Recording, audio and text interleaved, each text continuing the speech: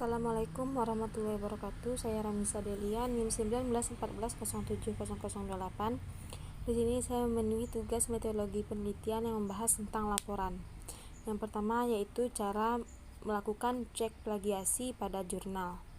Yang pertama yaitu cara menceknya yaitu dengan mencek di Somerset-Tools. Aplikasi ini kerap digunakan oleh para blogger untuk mengetahui tingkat plagiarisme dalam suatu karya tulis. Aplikasi ini masih bisa digunakan dalam bentuk website dan belum dibuat versi desktopnya. Cara pemakaiannya yaitu masuk ke aplikasi tersebut melalui Google, lalu pilih bagian plagiarisme checkout, lalu nanti akan muncul halaman untuk mengecek tingkat plagiarisme. Banyak kata yang bisa dimasukkan dalam kotak ceknya adalah 1000 kata. Jika mempunyai jumlah tulisan lebih dari 10, maka harus dimasukkan secara bertahap.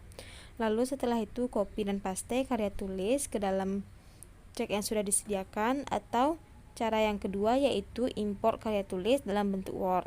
Setelah itu cek plagiarisme, nanti akan muncul indikator warna seberapa persen tingkat plagiatnya.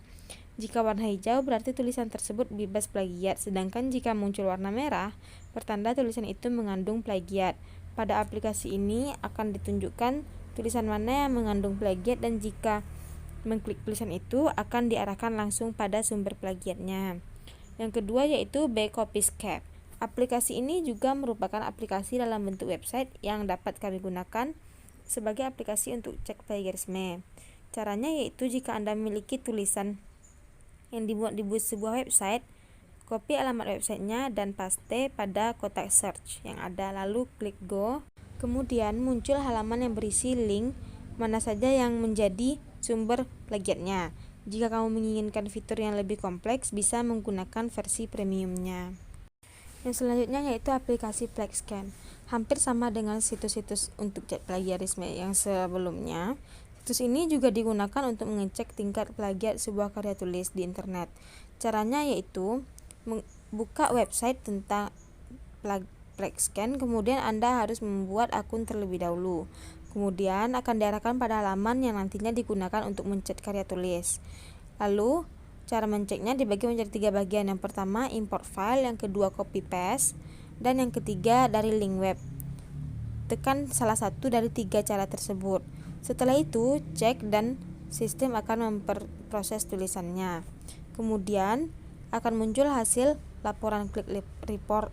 Di sana ditunjukkan tulisan mana saja yang terindikasi plagiat atau tidak. Jika tulisan berwarna merah, maka tulisan tersebut adalah plagiat. Jika diklik tersebut, maka akan diarahkan pada link website asal plagiat. Tetapi untuk versi gratisnya hanya memiliki keterbatasan hingga 20 kredit. Jika kredit habis, maka harus menggunakan versi premium untuk bisa menggunakan tulisannya tersebut. Selanjutnya yaitu website Unicheck. Merupakan aplikasi yang cukup banyak digunakan terutama pada akademis, penulis, dosen, dan lainnya. Kelebihan aplikasi ini terletak pada sisi detail pengecekan kata-katanya. Aplikasi ini dapat mencari sumber di internet hingga mencapai 16 miliar halaman. Hanya saja untuk versi gratisnya pengguna dapat menggunakan aplikasi ini selama 14 hari saja. Selain itu jumlah kata yang bisa dicek di aplikasi ini hanya sebanyak 275 kata saja. Selanjutnya yang dibahas dalam laporan yaitu komponen dalam penelitian deskriptif. Yang harus dilakukan dalam komponen deskriptif ini adalah halaman judul. Halaman judul ini memuat judul penelitian, nama peneliti, lokasi subjek, waktu atau tahun dilaksanakannya penelitian, dan lembaga peneliti bertugas. Yang kedua yaitu lembar pengesahan. Lembar pengesahan ini terdiri atas yang pertama tanda tangan ketua peneliti, yang kedua tanda tangan pendamping penelitian apabila dilakukan secara kolaboratif, dan yang ketiga yaitu tanda tangan atasan. Yang ketiga yaitu abstrak. Abstrak sebuah saripati komponen-komponen penelitian Anda mulai dari permasalahan, tujuan, prosedur pelaksanaan penelitian, hasil temuan, dan rekomendasi. Abstrak tidak lebih dari 200 kata dan diketik 1 spasi. Yang selanjutnya yaitu kata pengantar.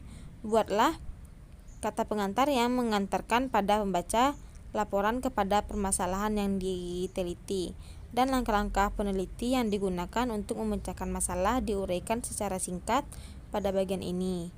Anda dapat pula menyampaikan ucapan terima kasih pada pihak-pihak yang telah membantu dan berkolaborasi dalam penelitian. Yang terakhir yaitu daftar isi.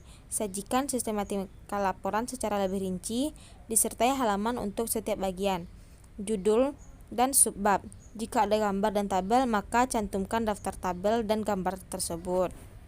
Selanjutnya yaitu komponen-komponen dalam penelitian eksperimen. Yang pertama yaitu partisipan, dan yang kedua yaitu instrumen dan materi, yang ketiga yaitu prosedur eksperimen, dan yang keempat yaitu analisis data.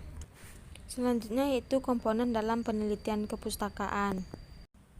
Komponen dalam bab 3 yaitu jenis penelitian, setting penelitian, sumber data, instrumen pengumpulan data, teknik analisis data. Selanjutnya yaitu judul penelitian, latar belakang masalah, rumusan masalah, landasan teori atau telaah pustaka, manfaat kajian, tujuan kajian, metodologi penelitian, pendekatan dan jenis penelitian, sumber data, teknik pengumpulan data, analisis data, sistematika pembahasan, penutup, daftar rujukan, dan lampiran.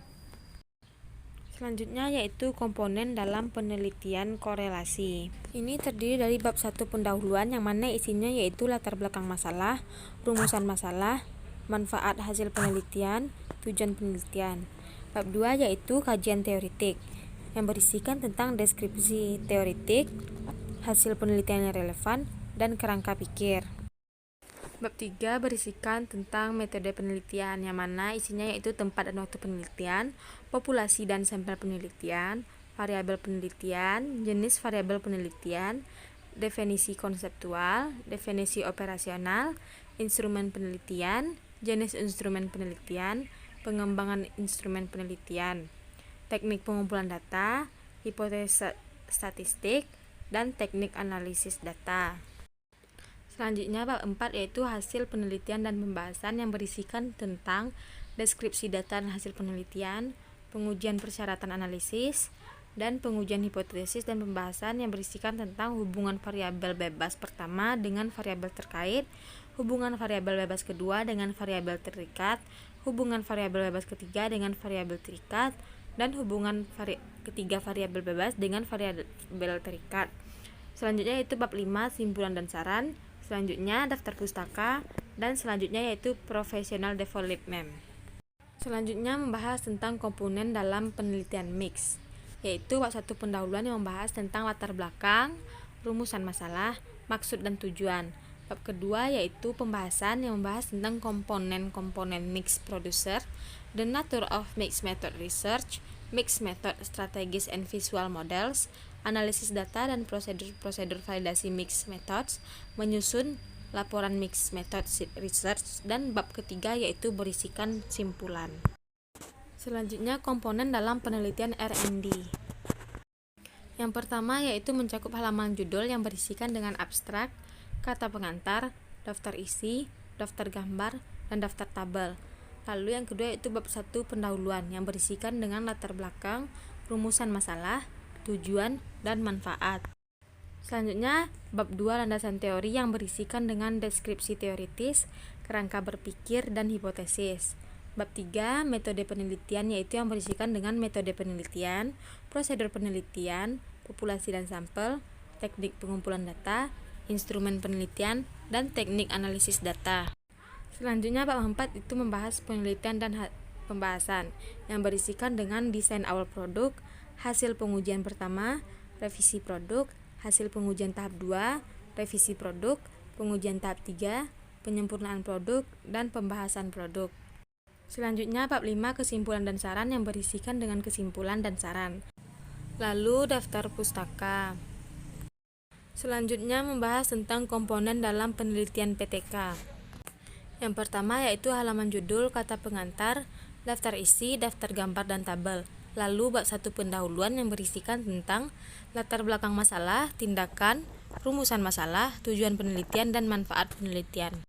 Selanjutnya bab 2 kajian pustaka yang berisikan tentang kajian mengenai variabel what, lalu kajian mengenai tindakan how, lalu kerangka berpikir, dan hipotesis tindakan bila itu perlu.